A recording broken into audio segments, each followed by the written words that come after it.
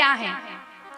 कृष्ण भगवान बोले, सुनो गोपियों, पहली शिक्षा, पहली बात कि जल में कभी भी नग्न स्नान नहीं करना चाहिए, क्योंकि जल के देवता हैं वरुण देवता, और वरुण देवता जल में नग्न स्नान करने से वरुण देवता नाराज हो जाते हैं। दूसरी बात भक्तों ध्यान से सुनेंगे आप सब, जब कृष्ण भगवान ने वस्त्र चोरी किए तो वो मात्र कितने बरस के थे? बहुत छोटे,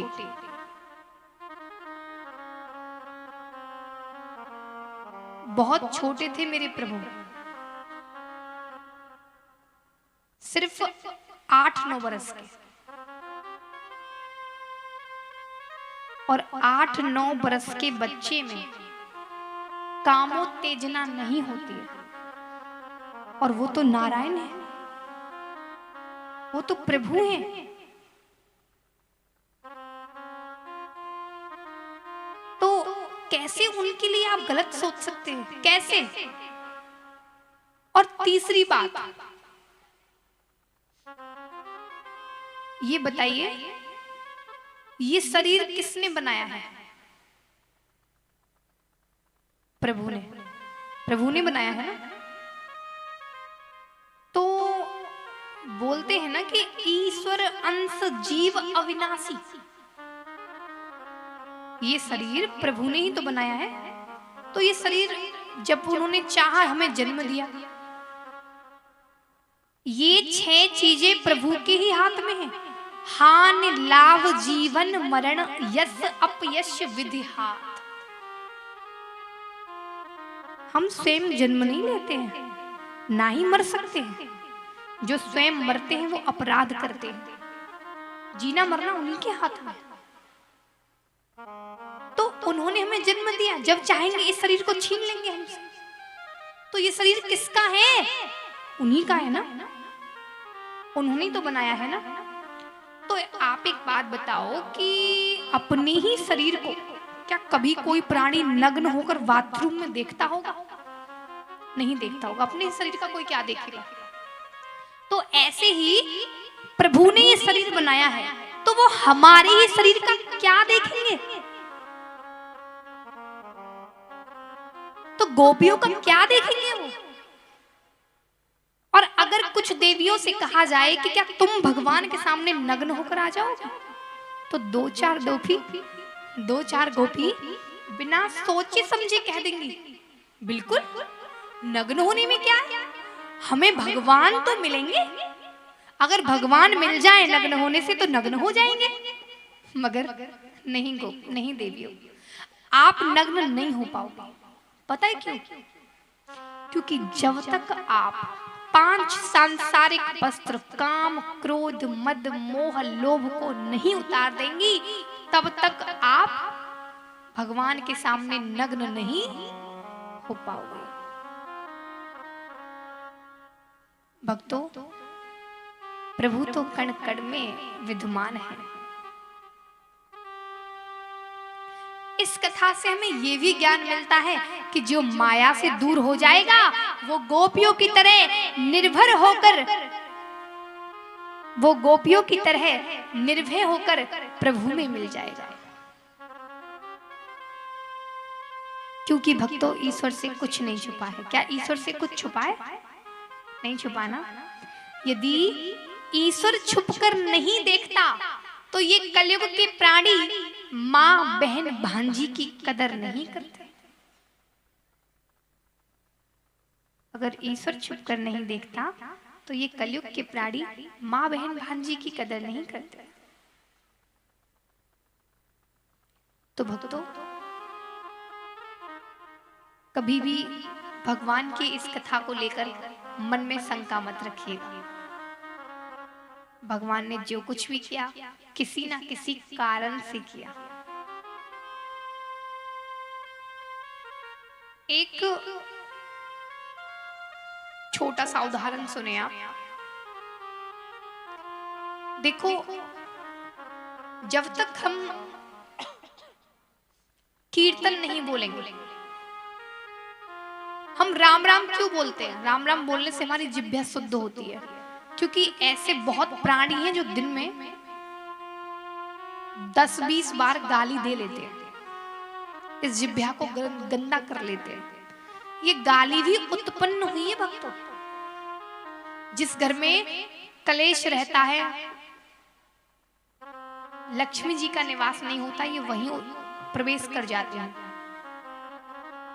जिस घर में गंदगी रहती है, वहीं ये गाली, कलेश, कलह सब उत्पन्न हो जाते हैं, प्रवेश कर जाती है।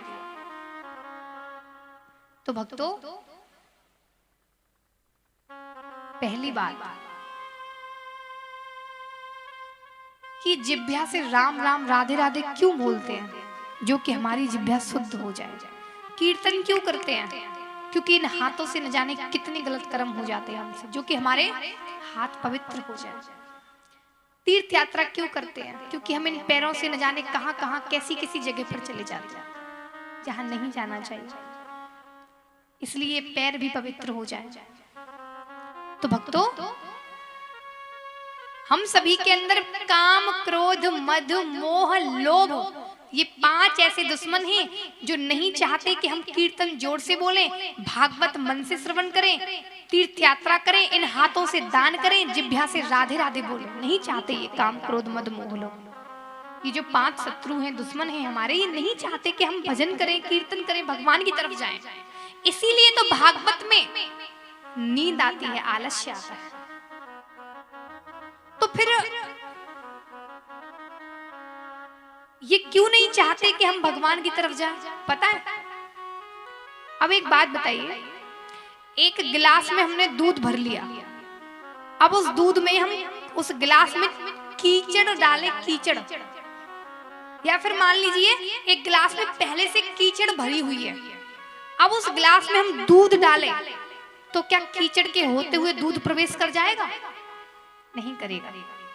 तो इसी तरह अगर दूध को प्रवेश करना होगा तो पहले कीचड़ को निकालना होगा, गिलास को साफ करना होगा। तो ऐसे ही खुद के अंदर भक्ति प्रवेश करनी है, हमें भगवान के करीब जाना है, खुद के अंदर भक्ति प्रवेश करनी है, तो क्या करना है? पहले अपने अंदर से उस कीचड़ को निकालना है, इस शरीर से काम, क्रोध, मद, मोह, लोभ को निकालना है, और उसके बाद भक्ति प्रवेश स्वयं हो जाएगा। प्रेम से बोलेंगे राधे राधे। भक्तों, हमारे सनातन धर्म में, हिंदू धर्म में कहीं नहीं लिखा कि आप गलत चीजें खाएं, गलत चीजों का सेवन करें, मांस, मदिरा पिए, दारू पिए, मांस खाएं। तो क्या है इसमें, बताइए क्या है? इनके बिना आप जीवित, अगर आपको 50 साल रहना है तो इनको खाए बिना भी 50 साल ही जीवित रहोगे, और इनको नहीं खाओगे तब भी 50 साल ही जीवित रहोगे।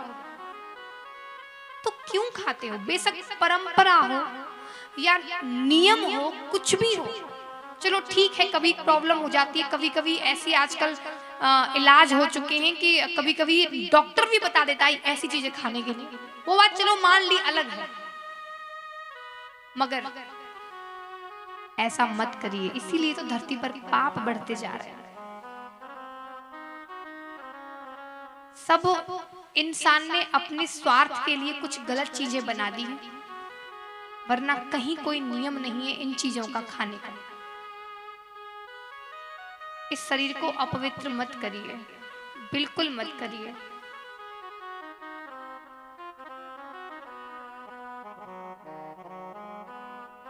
जरा सोचिए, आपके पास, किसी के पास कोई गारंटी है इस बात की कि अगले जन्म में आप इंसान ही बनोगे?